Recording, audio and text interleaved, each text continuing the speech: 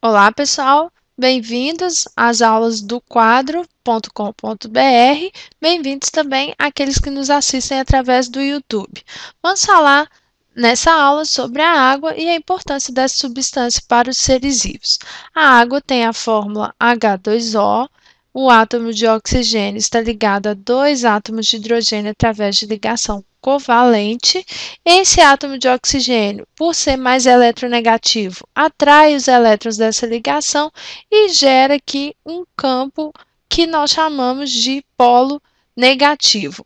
Já os hidrogênios, por serem menos eletronegativos, têm os elétrons mais afastados, então o polo aqui vai ser positivo, tá? As moléculas de água interagem entre si através de ligações de hidrogênio, que são ligações existentes entre os polos positivos e negativos das moléculas, ok? Bom, as principais funções da água nos seres vivos. A primeira, né, é que ela é um solvente que nós chamamos de solvente universal, tá?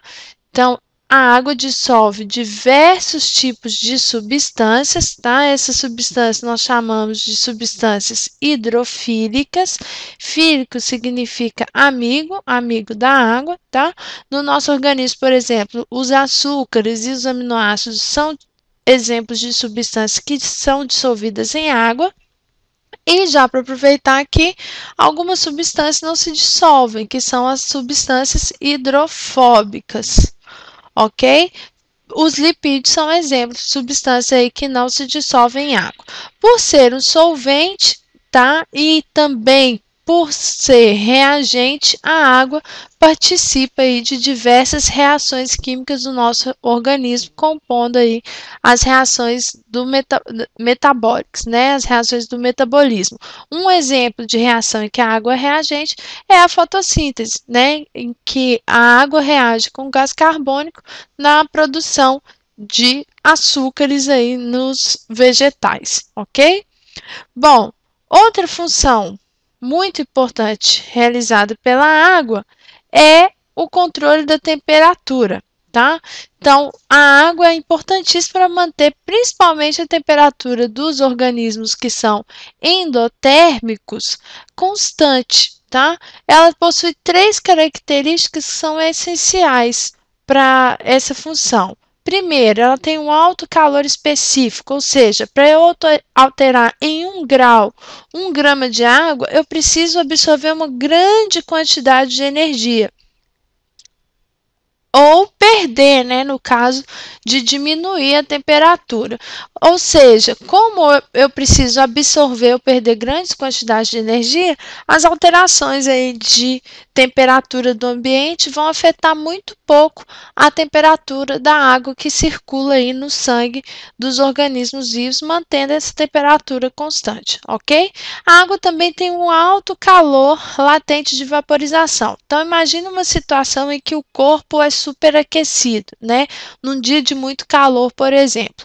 O corpo é superaquecido, né? Porque a energia disponível no ambiente é muito alta, então o calor absorve esse excesso de energia. Só que para não alterar a energia, a temperatura, o corpo reage produzindo suor.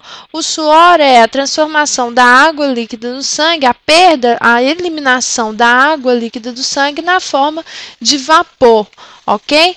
Para produzir esse vapor, é preciso retirar do sangue uma grande quantidade de energia, o que faz com que a temperatura do organismo diminua, mantendo a temperatura constante.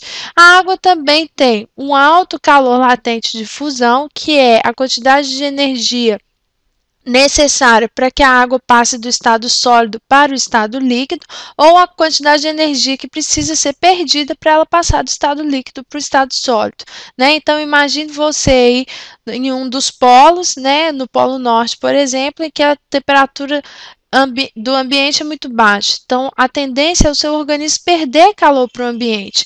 Se o calor latente de fusão da água fosse muito baixo, qualquer quantidade de energia que fosse perdida já faria com que a água presente no sangue congelasse. E isso provocaria a morte do organismo, né?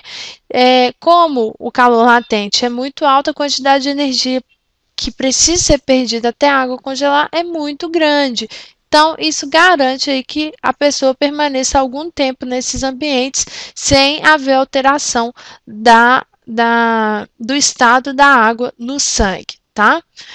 E por último aqui, uma última característica é a característica que a água tem de ser transportada através de vasos, de passar por entre vasos, tá? Uma característica aí que nós damos o nome de capilaridade, tá?